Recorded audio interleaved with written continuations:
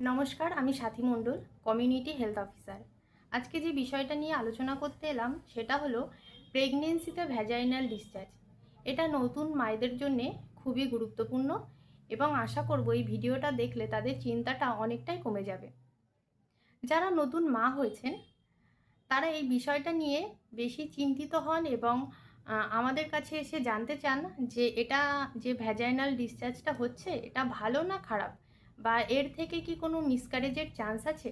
তাদের জন্য বলবো, নতুন মা, নতুন একটা মেয়ে যখন মা হচ্ছে তখন কিন্তু তার বডিতে হরমোনাল চেঞ্জেস হচ্ছে, সাথে ভ্যাজাইনাল বা মাসিকের রাস্তায় যে সেলগুলো থাকে সেগুলোরও কিন্তু পরিবর্তন হচ্ছে, যার ফলে নর্মালি একটা সাদা রঙের হালকা চিটচিটে স্রাব ভাঙতে থাকে।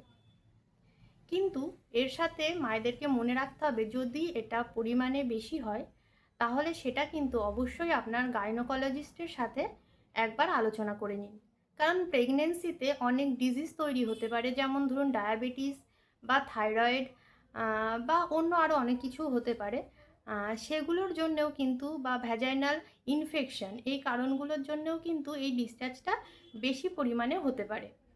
তাই আপনারা সবসময়, যদি এটা মনে হয় যে স্বাভাবিকের তুলনায় বেশি হচ্ছে বা সাদা কালারটা একটু চেঞ্জ হয়ে গেছে, তাহলে অবশ্যই আপনার যে গাইনোকোলজিস্টকে দেখাচ্ছেন তার সাথে একবার আলোচনা করিয়ে নিন এবং টেস্ট করে নিন এটা স্বাভাবিক কিনা। এছাড়াও নিজেরা সতর্ক হন একটু হাইজিনের উপরে। চেষ্টা করবেন পার্সোনাল হাইজিন মেনটেন করার, বা যে ইনার গার্মেন্টসগুলো ব্যবহার করছেন সেগুলো দিনে দুবার চেঞ্জ করার, বা ভিজে ইনার গার্মেন্টস থেকে একটু অ্যাভয়েড করার, এবং সবসময় পরিষ্কার পরিচ্ছন্ন থাকার। আশা করব আপনাদের ধারণাটা ক্লিয়ার করতে পেরেছি।